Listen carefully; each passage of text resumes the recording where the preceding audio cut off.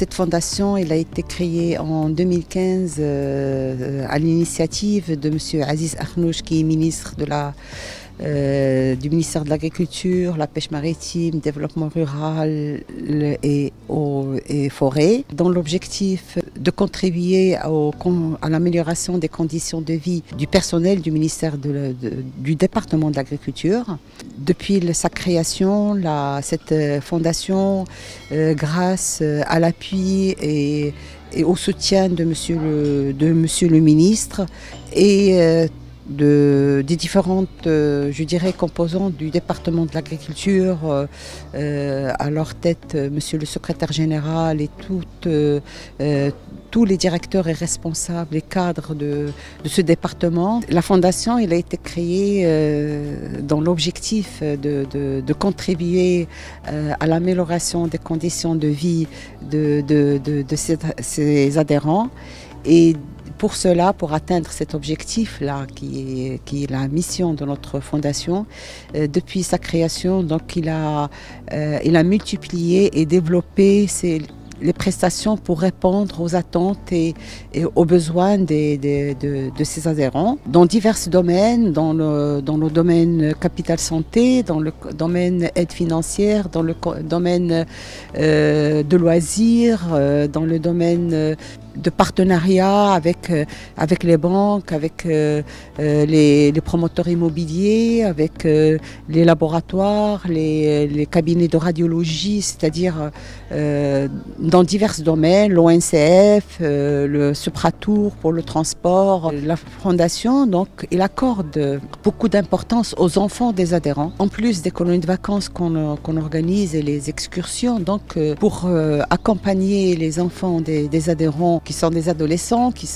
sont grands, qui ne bénéficient plus de diverses, je dirais, activités. Donc la fondation a mis en place le coaching des adhérents qui sont en deuxième année bac, qui est pour les préparer à bien passer leur baccalauréat.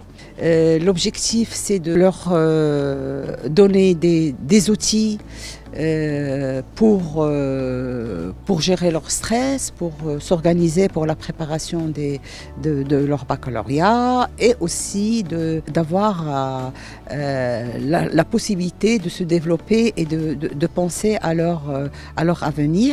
Alors on fait appel, c'est notre 5e édition, c'est la 5e année qu'on organise cette formation. On a jusqu'à cette 5e édition, donc presque 300 élèves en ont bénéficié à travers tout le Maroc, et on fait appel à des coachs professionnels qui sont de renommée nationale et internationale pour pouvoir accompagner nos enfants pour ce coaching-là. هذه 5 سنوات دابا وحنا كنواكبوا الشباب اللي مقبلين، الشباب ديال لا فوساغري اللي تابعه لوزارة الفلاحة، اللي مقبلين على البكالوريا في إعداد وتحضيرهم من الناحية الذاتية أنهم يواجهوا هذه المرحلة مهمة في المشوار ديالو.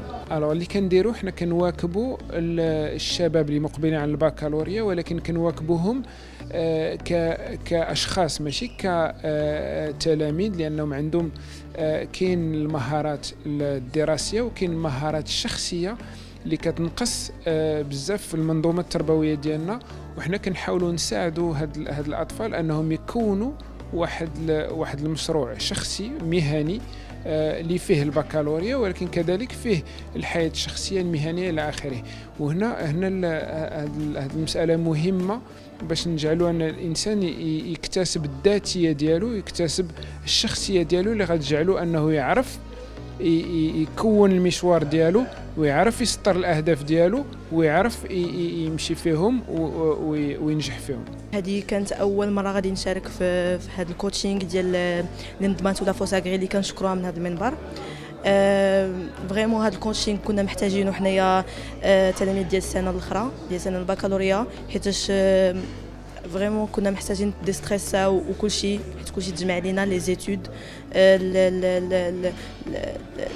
لا سونتي مونتال وكل شيء. كنا محتاجين اننا نعرفوا راسنا، اننا ننظموا الافكار ديالنا، وفريمون هذا الكوتشينغ هذا ساعدنا اننا اورغانيزيو الافكار ديالنا، اننا نعرفوا كيفاش نبريباريو مونتالمون، حيتاش اهم حاجه هي البريباراسيون مونتال، عاد من بعد نبريباريو زعما لي زيتود وكل شيء. عاونونا بزاف، وكنشكر من هذا المنبر لي كوتش حيتاش سون مانيفيك لواحد الدرجه بزاف. عطاونا دي ميثود، عطاونا بزاف ديال الحوايج اللي نقدروا نستافدوا منهم، لا دابا لا من بعد. يعني عطاونا داكشي اللي غادي نستافدوا منه في الحياه، وخصوصا دابا. وفريمون حسيت براسي انني باغا نكمل في كل كاع داكشي اللي وراونا، كاع لي ميثود اللي وراونا نكملهم عندي انا. اول حاجه بعدا كنبغي نشكر لا فونداسيون فوساغري على المبادره اللي داروا معنا، جميع الاساتذه اللي رافقونا في هذه لا فورماسيون ديال التنميه الذاتيه، لان حنا الصراحه زمانتي كاملنا بزاف ومحتاجين ليه كطلبه ديال سنه ثانيه بكالوريا، وسيرتو في هذه السنه الاستثنائيه نظرا للحاله الوبائيه الحاليه. وبالنسبه للامتحان الوطني التلميذ خاصو يكون واجد اول حاجه نفسيا قبل ما يكون يعني حافظ وموجد، خاصو يكون المورال ديالو طالع يعني مرتاح. وكانت زعما تجربه زوينه، استفدنا بزاف د الحوايج ورانا بزاف ديال الطرق وزعما دي ميثود باش نتجاوزوا دوك الصعوبات اللي كنا كنواجهوها. وتلاقينا مع تلاميذ جداد جايين زعما كل واحد منين جاي، يعني كانت تجربه زوينه واستفدنا منها بزاف. الوليد ديالي اذا كيستافد من هذه الدوره التكوينيه، من اللي كتاثرها ولا اللي دايرها مؤسسه النهوض بالاعمال الاجتماعيه لوزاره الفلاحه. وهذه الدوره التكوينيه ولا هذا التدريب هذا هو خصوصا المواكبه والديفلوبمون بيرسونيل ديال الاطفال ديالنا اللي مقبلين على اجتياز امتحان البكالوريا. اجتياز امتحان البكالوريا اللي هذه السنه هذه كيتميز بهذه الظروف ديال الجائحه وبهذه المشاكل اللي كاينين. اذا هذه الدوره هذه التكوينيه غادي تساعدهم انهم اول حاجه انهم يجيريو ويدبروا الوقت ديالهم، يدبروا الستريس ديالهم، يدبروا البريباراسيون ديالهم بطريقه تكون علميه، انهم يستفوا الاولويات ديالهم، يكون عندهم اولويات في الوقت ديال الامتحان ولا من بعد الامتحان. ونتمنوا ان شاء الله الرحمن الرحيم حتى هذا التكوين هذا يفيدهم حتى من بعد الباك في كل ما هو التخصص ديالهم ولا ما بعد الدراسه ديال البكالوريا ولا بعد النجاح ديال البكالوريا. ان شاء الله الرحمن الرحيم يعاونهم في القرارات ديالهم وفي الدراسه ما بعد البكالوريا، الدراسات الجامعيه ديالهم.